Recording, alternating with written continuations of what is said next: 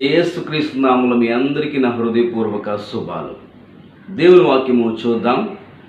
యాకోబు వ్రాసిన పత్రిక 4వ అధ్యాయము 6వ వచనం. కాదు గాని ఆయన ఎక్కువ కృపనిచ్చును, అందుచేత దేవుడు అహంకారులను ఎదిరించి దీనులకు కృప అనుగ్రహించును అని లేఖనము చెప్పుచున్నది.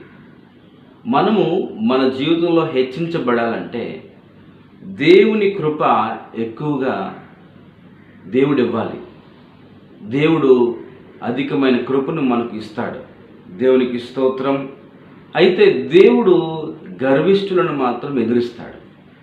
అంటే దేవుని వాక్యం సెలవిస్తున్నట్టుగా సామెతల గ్రంథంలో 16వ అధ్యాయము 18వ వచనంలో ఈ విధంగా రాయబడింది. నాశనమునకు ముందు గర్వం నడుచును, పడిపోవుటకు ముందు అహంకారమైన మనస్సు నడుచును. మళ్ళీ చదువుతున్నాను, చూడండి ఆ మాటను. నాశనమునకు ముందు గర్వం నడుచును, పడిపోవుటకు ముందు అహంకారమైన మనస్సు నడుచును. మనకు దేవుడు కృపనిస్తాడు, దీన మనస్సు కలిగి ఉండాలి. అయితే గర్వం మాత్రం కలిగి ఉండకూడదు.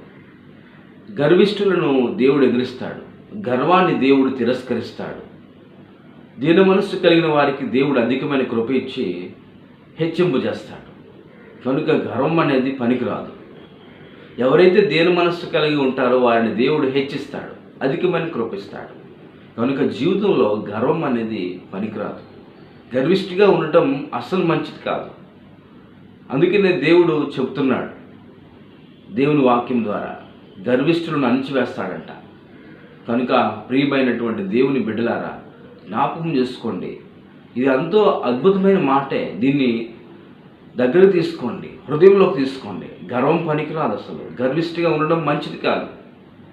నాశనమునకు ముందు గర్వం నడుచును, పడిపోవుటకు ముందు అహంకారమైన మనస్సు నడుచును. జాగ్రత్తగా దేవుని యొక్క కృపను వాడుకునండి. దేవుని కృప అధికంగా ఇస్తాడు దేవుడు.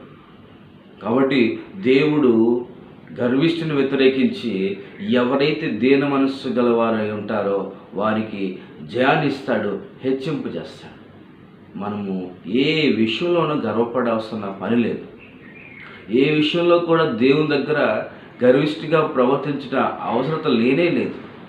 ఎంత మనం తగ్గించుకుంటామో దేవుడు అంతలా హెచ్చిస్తాడు. దేవుడు మనల్ని తగ్గించుకోమని చెప్పాడు. దేవుడు మనల్ని అప్పుడే హెచ్చిస్తాడు. ఏ విషయంలోనే సరే గర్వం కానీ గర్విష్ఠిగా ఉండే ప్రవర్తన కానీ ఉండకూడదని దేవుని వాక్యం సెలవిస్తాం. మీ జీవితాలు పతనమైపోకుండా ఉండాలంటే దేవుని దగ్గర హంబుల్గా ఉండాలి. అలాగే మనుషుల దగ్గర కూడా హంబుల్గా ఉండాలి. దేవుని ప్రకటించండి, ఆయన కొరకు బ్రతకండి, సంతోషంగా ఉండండి. దేవుడు మిమ్మల్ని దీవించును గాక. Praise the lord.